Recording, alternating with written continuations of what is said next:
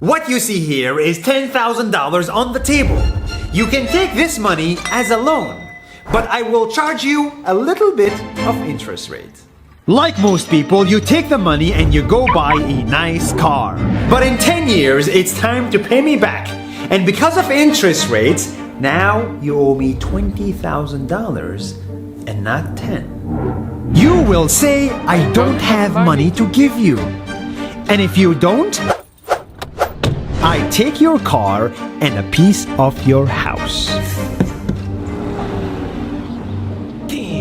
This is how debt works. And after 3 years of traveling the world, I noticed that this is exactly what China is doing. For example, take the small island nation of Sri Lanka. This developing country needs money and China has a lot of it. So Sri Lanka took billions of dollars in Chinese loans. It was easy money just there to be taken. And with that, they built skyscrapers, highways, airports, and shipping ports. The country grew and prospered. But few years later, this easy money came with interest rates, and Sri Lanka was so much in debt that it couldn't pay back China its money. And the only way out was to give China control of what they had built. In other words, Sri Lanka lost a piece of its home to China because of debt.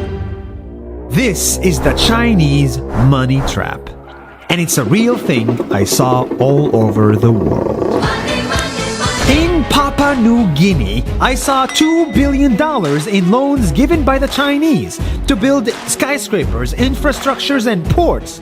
But there is no way this remote developing country can pay it back or its interest rate. And the only way out is to give China control of the country.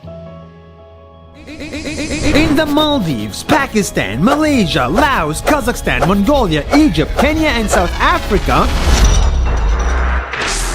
the same thing is happening, and many countries are struggling to pay back Chinese loans. If you look closely, all these infrastructure projects like highways, ports, and bridges connect to China through the sea or through the land to form something far bigger, far more powerful than just a bridge.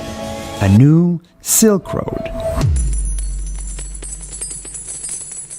The world is already made by China, and I think slowly it will be owned by China.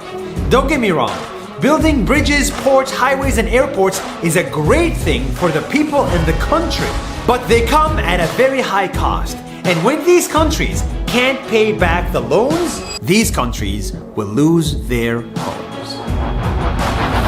One thing my parents had taught me is that there's no such thing as a free lunch or a free ride. So if we're not careful with our money or other people's money, then we better start learning Chinese. 下周见。